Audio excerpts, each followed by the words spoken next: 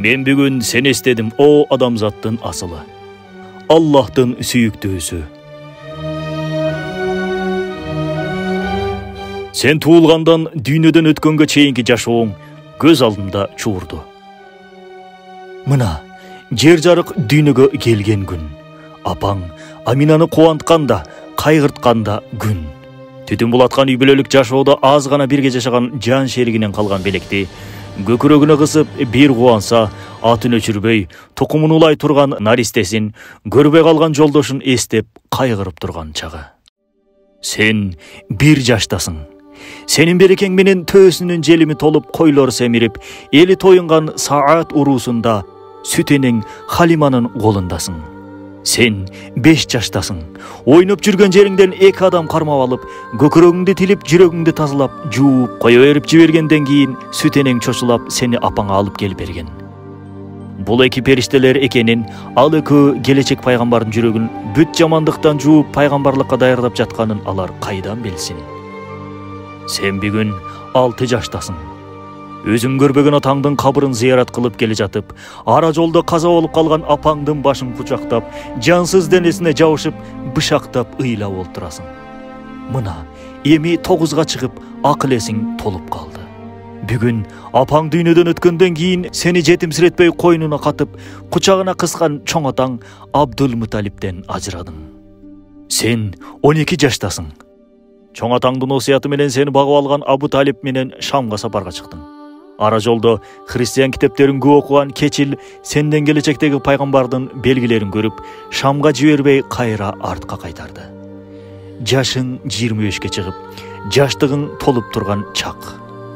Бай соодагер Хадичанын кербени менен Шамга барып, кирешелүү келдиң. Сенин чынчылдыгың, тактыгың, аманатка бекемдигиң себеби менен Аллах Таала силердин никеңерди бириктирди. 35-ке чыгып калган убагың. Бузулган Каабаны кайра оңдоп, кара ташты ордуна коюуда талаш жаралып, уруу мыктылары талашты эшиктен биринчи кирген адам четсин деп макулдашканда, эшиктен биринчи сен кирдиң. Бул сенин жакын арада пайгамбар болооруңдун алгачкы жышааны эле. 37 жаштасың. Элдин караңгылыгы, көп кудайлуулук, күнөөнүн көптүгү сенин жүрөгүңдү кысып, кыжаалат кылчу болду. Элден оолоктап, жалгыз өзүң менен өзүң болуп, эмнегедир башкача жашай баштадың. 40-ка толду жашың. Адаттагыдай, Хира үңкүрүндө жалгыз олтурасың. Аллах Таала мойнуңа пайгамбарлык озуйпаны жүктөп, алгачкы аян кабарды түшүрдү. Асман элчиси Жабраил периште, жер элчиси Мухаммедке ыйык Курандын алгачкы аяттарын алып келди. Пайгамбарлык милдеттин оордугу, алгачкы аяндын коркунучу, Жабраил периштенин сүрү жүрөгүңдүн үшүн алып, дене боюң калтырап үйгө келдиң. Мени жаап койгулачы, дедиң кирер замат. Сезимтал Хадича энебиз унчукпай үстүңдү жаап кумтулады. Мен коркуп жатам, дедиң эле. Коркпо, Аллах Таала сага жамандык каалабайт. Анткени сен муктажга жардам бересиң, алсыздын абалын сурайсың, туугандарың менен катташасың, деди Хадича энебиз. Жылуу сөзү менен көңүлүңдү, жылуу төшөгү менен денеңди жубатты. Жашың 43-ке келди. Аллах Таала динге ачык чакырууга буйруп, 3 жылдык жашыруун дааватта динге киргендер менен бирге ачык чакырыкты баштадың. Ушул күндөн душмандарың көбөйүп, каршылыгы күчөдү. Жакын тууганың Абу-Лахабтын аялы сенин жолуңа бадалдын тикендүү бутактарын таштап, бутуңа канча жолу тикен сайылды. Укпа деген жүзү кара көйнөгүнүн жеңи менен муундуруп жатканда досуң Абу Бакыр жетип келип, ажыратып калды. Бир жолу намазда саждага жыгылганыңда ушул эле Укпа төөнүн карынын үстүңө жаба төктү. Ордуңдан тура албай калганыңда кызың Фатима чуркап келип, үстүңдү тазалап, "Атаке, сен эмнеге мынча азапташат?" деп ыйлай баштады. Анын саамайынан сылап, "Ыйлаба кызым. Аллах Таала биз менен бирге, баары жакшы болот" деп көңүлүн жубаттың. 45-ке толдуң. Бутпарастардын азабы дагы эле күч. Мусулмандардын кээ бирин Хабашияга көчүрдүң. Эр жүрөк Хамза менен Каардуу Умар динге кирип, эми жашырынбай Каабанын жанында намаз окуп калдыңар. 50-ге жашың чыкты. Капырлардын мусулмандарга көрсөткөн азабы, бойкоту жанды кашайтып, дин таратууга улам тоскоол болуп турушканда кайгы үстүнө кайгы басып, тирегиң Абу Талиб менен өмүр жолдошуң Хадича удаа дүйнөдөн өтүп кетти. Жакындарыңдан айрылуу динди таратууга тоскоол болгон жок. Зайтты жолдош кылып Таифке бардың. Ушулар динди кабыл кылса, ушул жерде ислам очогун түптөйм деген тилегиң ташкап, алар сени ташбаран кылып кууп чыгышты. Денеңден аккан кан көлөчүңө толду. Аллах жиберген периште келип, мага уруксат бер, булардын үстүнө 2 тоону таштап жиберейин дедиле. Сен жок. Булардын урпагынан Аллахка эч нерсени шерик кылбай сыйынган таквалар чыгарын үмүт кылам деп айкөлдүгүңдү көрсөттүм. Сен 53 жаштасың. Мусулмандарды Меккеден Мадинага көчүрдүң. Акырында жан жолдошуң Абу Бакырды жаныңа алып, сен да кеттиң. Киндик кан тамган, балалыгың, жаштыгың калган жерди таштап кетүү кандай кыйын. Меккеден чыгып баратып, артыңа кылчай карап, Мекке, мен сени жакшы көрөм. Мени сенден мажбур чыгарбаганда, сенден эч жака кетпейт элем, деп көзүңө жаш тегеренди. Сен келип Мадина нурга бөлөндү. Анда мечит курдуң, жергиликтүү мусулмандар менен келгин мусулмандарды тууган кылдың. Жөөттөр менен тынчтык келишимин түздүң.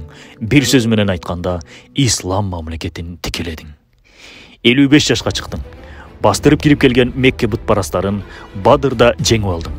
Бул динге каршы болгон айланадагы уруулардын баарына эскертүү болду. Көп өтпөй Ухуд согушу болду. Кыргында 70 сахабаңдан, кыраның Хамзадан айрылдың. Көкүрөккө моң, көзгө жаш толду. 56-га чыгып калдың. Кенже кызың Фатиманы Азирети Алиге турмушка узатып жатасың. Кызыңдын жайылган болор болбос себебин карап көзүңө жаш алдың. Атаке, бүгүн кубана турган күнүң эмеспи? Деди Фатима таң калып. Ооба, бүгүн кубана турган күн. Мен апаң Хадичаны эстеп кеттим. Ал дагы сенин турмушка чыккан күнүңдү көргүсү келип самайт эле, деп көз жашыңды кызыңа көрсөтпөй ары бурулдуң. 60 жаштасың. Хайбардагы жеңиш Жармаралдагы жөөттөрдүн дымагын биротоло өчүрдү. Эми бул чөлкөмдө мусулмандарга каршы чыга турган эч ким калбады. 61-ге чыктың.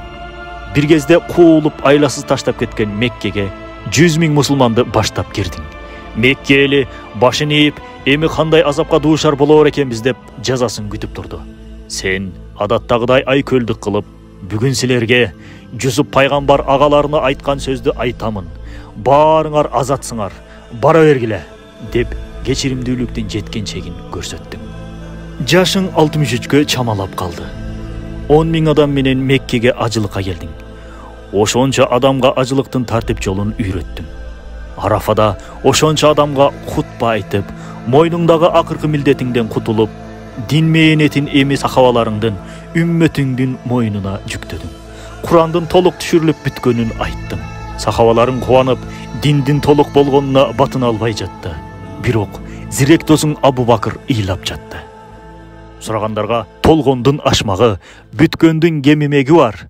Дин толук болсо, демек пайгамбардын кетер маалы болуп калыптыр, деп шолоктоду Абу Бакыр.